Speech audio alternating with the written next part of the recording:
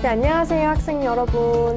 오늘 이 자리를 빛내주실 우리 멘토님 소개부터 먼저 들어볼게요. 네.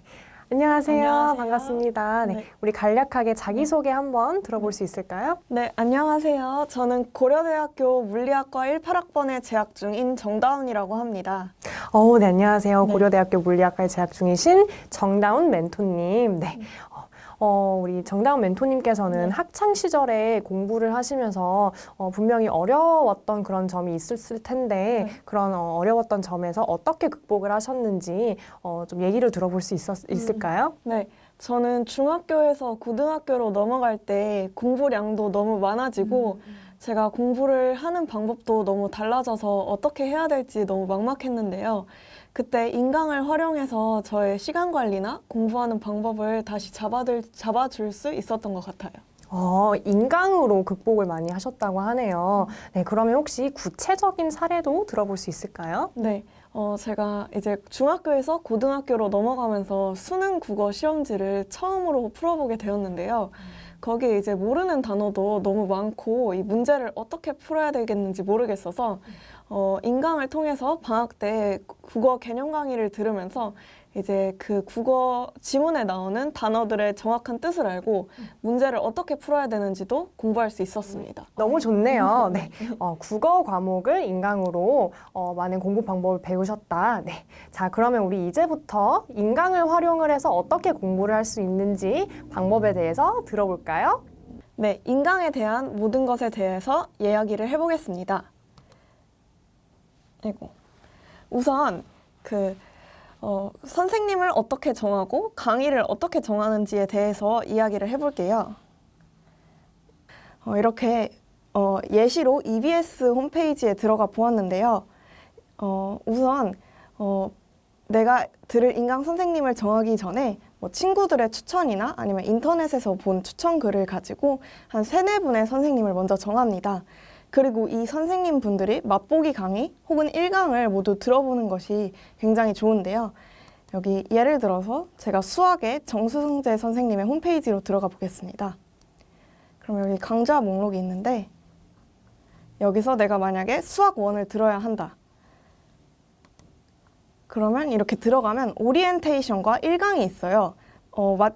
만약에 유료 인강 사이트를 이용해 보시고 싶다면 마찬가지로 오리엔테이션과 1강이 맛보기 강의로 제공이 됩니다.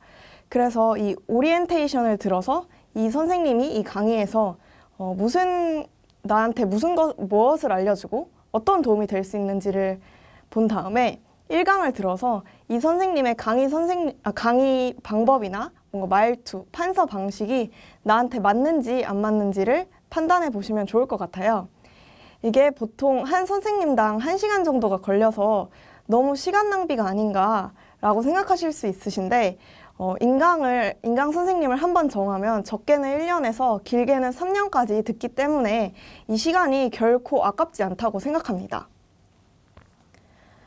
그러면 이제 선생님을 정했으면 이제 이 선생님의 많은 강의 중 어떤 강의를 들어야 할지에 대한 얘기를 해보겠습니다.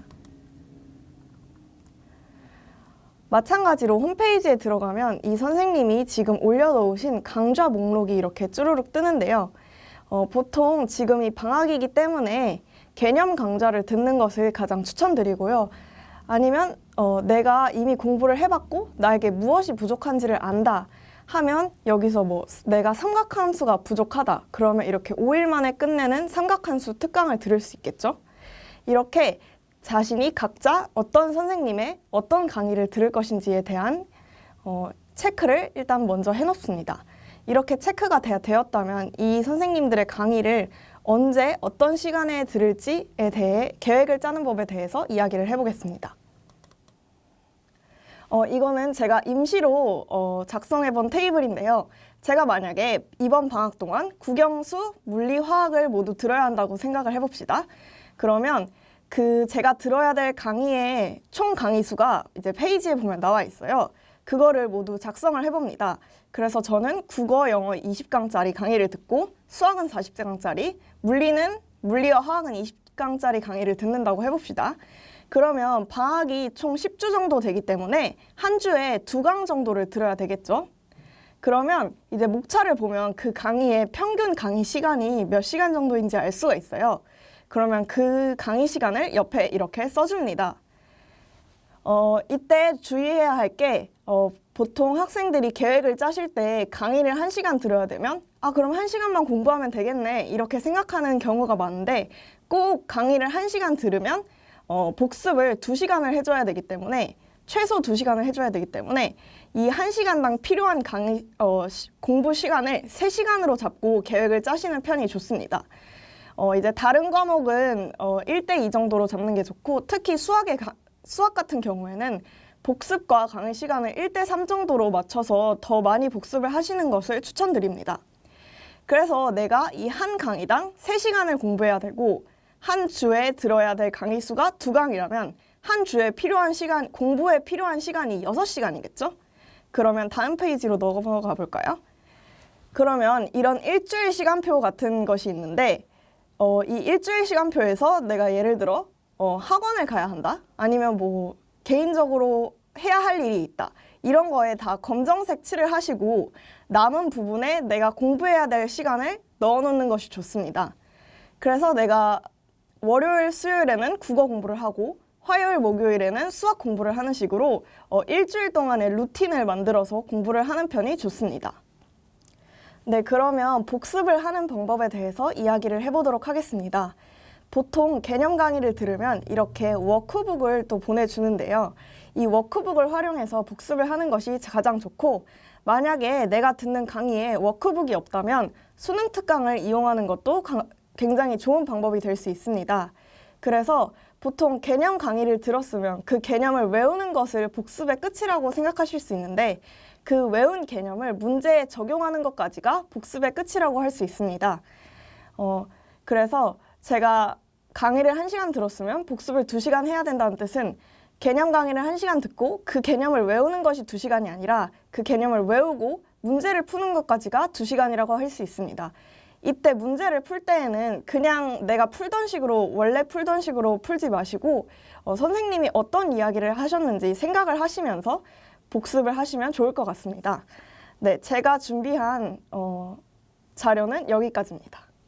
네, 아주 유용한 꿀팁들 정말 감사드립니다. 네, 인강 듣는 것에 있어서 단순히 인강을 시청하는 것뿐만이 아니라 나한테 맞는 인강 선생님을 고르고 과목별로 계획을 짜고 복습하는 부분까지 정말 세세하게 잘 알려주셨는데요.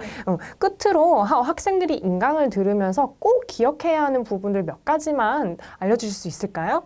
네, 우선 유료 인강 사이트가 부담스러우신 분들은 유료 인강 사이트에 선생님들이 제공하시는 무료 인강을 이용해 보시기를 굉장히 추천드립니다.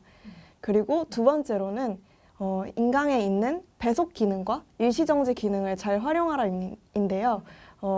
내가 중간에 설명을 듣다가 이해가 안 가는 부분이 생기면 잠시 일시정지를 눌러놓고 혼자서 이해하는 시간을 가진 다음에 다음 강의를 연달아서 들으면 더 이해도 잘 되고 더 좋은 방법이 될 수 있습니다.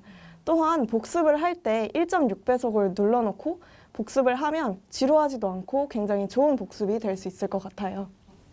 네, 좋네요. 무료 인강 사용하는 것과 배속하고 일시정지하는 부분들. 네, 우리 학생 여러분들도 인강 활용하면서 꼭 자기한테 맞는 효율적인 공부 방법을 찾아보시면 좋을 것 같습니다. 네, 지금까지 정다운 멘토님과 같이 했고요. 네, 우리 학생 여러분들 화이팅 합시다. 네, 감사합니다.